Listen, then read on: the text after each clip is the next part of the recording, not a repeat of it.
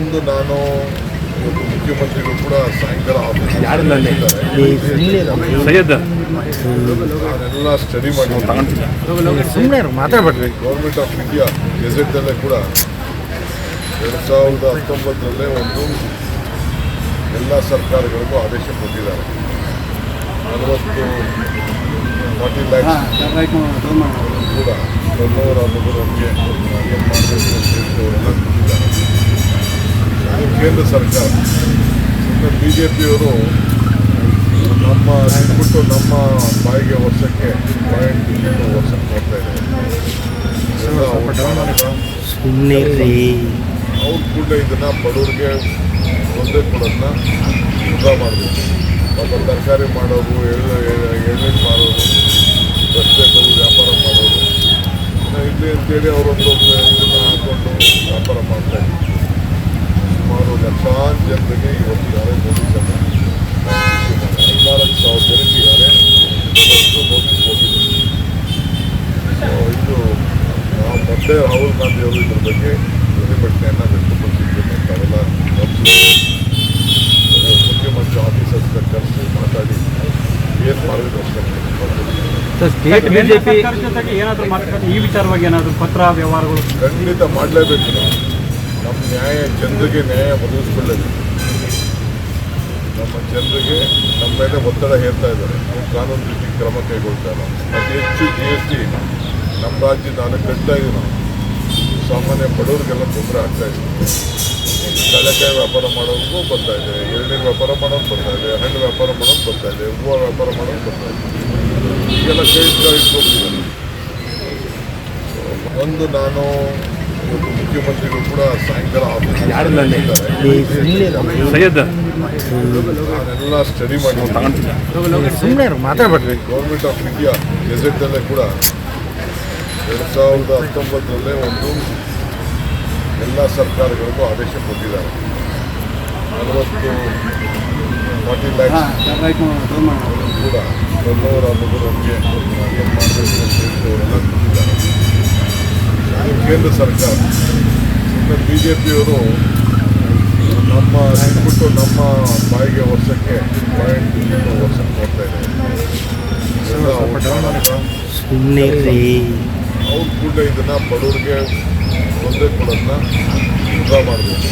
ಪಾಪ ತರಕಾರಿ ಮಾಡೋರು, ಎಳ್ನೀರು ಮಾರೋರು, ರಸ್ತೆ ಬದಿ ವ್ಯಾಪಾರ ಮಾಡೋರು ಇಲ್ಲಿ ಅಂತೇಳಿ ಅವರೊಂದು ಇದನ್ನು ಹಾಕ್ಕೊಂಡು ವ್ಯಾಪಾರ ಮಾಡ್ತಾಯಿದ್ರು. ಸುಮಾರು ಲಕ್ಷಾಂತರ ಜನರಿಗೆ ಇವತ್ತಿದ್ದಾರೆ. ಮೋದಿ ಸರ್ಕಾರ 14,000 ಜನರಿದ್ದಾರೆ. ಇವತ್ತು ನೋಟಿಸ್ ಹೋಗಿದೆ. ಇದು ನಾವು ಮತ್ತೆ ರಾಹುಲ್ ಗಾಂಧಿ ಅವರು ಇದ್ರ ಬಗ್ಗೆ ಪ್ರತಿಭಟನೆಯನ್ನು ವ್ಯಕ್ತಪಡಿಸಿದ್ದೇನೆ ಅಂತ ಅವೆಲ್ಲ ಮುಖ್ಯಮಂತ್ರಿ ಆಫೀಸರ್ಸ್ ಕರೆಸಿ ಮಾತಾಡಿ ಏನು ಮಾಡಬೇಕು ಅಷ್ಟೇ. ಏನಾದರೂ ಮಾತುಕತೆ ಈ ವಿಚಾರವಾಗಿ ಏನಾದರೂ ಪತ್ರ ವ್ಯವಹಾರಗಳು ಖಂಡಿತ ಮಾಡಲೇಬೇಕು. ನಮ್ಮ ನ್ಯಾಯ ಜನರಿಗೆ ನ್ಯಾಯ ಒದಗಿಸ್ಕೊಳ್ಳೇಬೇಕು. ನಮ್ಮ ಜನರಿಗೆ ನಮ್ಮ ಮೇಲೆ ಒತ್ತಡ ಹೇರ್ತಾ ಇದ್ದಾರೆ. ಕಾನೂನು ರೀತಿ ಕ್ರಮ ಕೈಗೊಳ್ತಾ ಇಲ್ಲ. ಅತಿ ಹೆಚ್ಚು GST ನಮ್ಮ ರಾಜ್ಯದ ಕಟ್ತಾ ಇದ್ದೀವಿ ನಾವು. ಸಾಮಾನ್ಯ ಬಡವರಿಗೆಲ್ಲ ತೊಂದರೆ ಆಗ್ತಾಯಿದೆ. ಕಡಲೆಕಾಯಿ ವ್ಯಾಪಾರ ಮಾಡೋರಿಗೂ ಬರ್ತಾ ಇದೆ, ಎಳ್ನೀರು ವ್ಯಾಪಾರ ಮಾಡೋದು ಬರ್ತಾ ಇದೆ, ಹಣ್ಣು ವ್ಯಾಪಾರ ಮಾಡೋದು ಬರ್ತಾ ಇದೆ, ಹೂವು ವ್ಯಾಪಾರ ಮಾಡೋದು ಬರ್ತಾ ಇದೆ. ಈಗೆಲ್ಲ ಕೈ ಇಟ್ಕೊಂಡಿದ್ದಾರೆ. ಒಂದು ನಾನು ಇವತ್ತು ಮುಖ್ಯಮಂತ್ರಿಗಳು ಕೂಡ ಸಾಯಂಕಾಲ ಆಫೀಸ್ ಸೈಯದ್ ನಾನೆಲ್ಲ ಸ್ಟಡಿ ಮಾಡಿ ಸುಮ್ಮನೆ ಮಾತಾಡ್ಬೇಡ್ರಿ. ಗೌರ್ಮೆಂಟ್ ಆಫ್ ಇಂಡಿಯಾ ಗೆಜೆಟಲ್ಲೇ ಕೂಡ 2019 ಒಂದು ಎಲ್ಲ ಸರ್ಕಾರಗಳಿಗೂ ಆದೇಶ ಕೊಟ್ಟಿದ್ದಾರೆ. 40 ಲ್ಯಾಕ್ಸ್ ಕೂಡ ಟರ್ನೋವರ್ ಆಗೋದಕ್ಕೆ ಏನು ಮಾಡಬೇಕು ಅಂತ ಹೇಳಿ ಅವರೆಲ್ಲ ಕೊಟ್ಟಿದ್ದಾರೆ.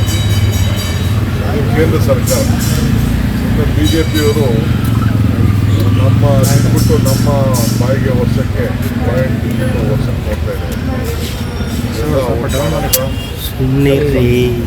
ಅವ್ರು ಕೂಡ ಇದನ್ನು ಬಡವರಿಗೆ ತೊಂದರೆ ಕೊಡೋದನ್ನ ವೃದ್ಧ ಮಾಡಬೇಕು.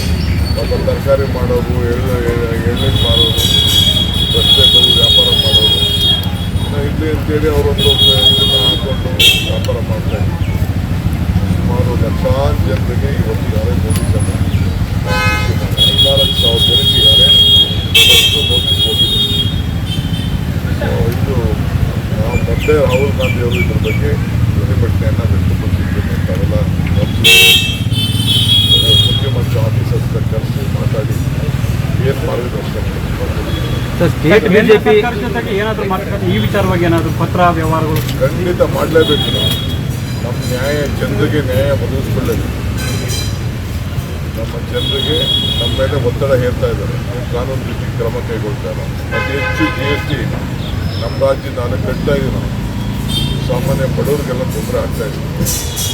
ಕಡಲೆಕಾಯಿ ವ್ಯಾಪಾರ ಮಾಡೋರಿಗೂ ಬರ್ತಾ ಇದೆ, ಎಳ್ನೀರು ವ್ಯಾಪಾರ ಮಾಡೋದು ಬರ್ತಾ ಇದೆ, ಹಣ್ಣು ವ್ಯಾಪಾರ ಮಾಡೋದು ಬರ್ತಾ ಇದೆ, ಹೂವು ವ್ಯಾಪಾರ ಮಾಡೋದು ಬರ್ತಾ ಇದೆ. ಈಗೆಲ್ಲ ಕೈ ಇಟ್ಕೊಂಡಿದ್ದಾರೆ. ಹೆಚ್ಚಿನ ವಿಡಿಯೋಗಳಿಗೆ ಪ್ರತಿಧ್ವನಿ ಯೂಟ್ಯೂಬ್ ಚಾನೆಲ್ ಸಬ್ಸ್ಕ್ರೈಬ್ ಮಾಡಿ, ಬೆಲ್ ಐಕಾನ್ ಕ್ಲಿಕ್ ಮಾಡಿ.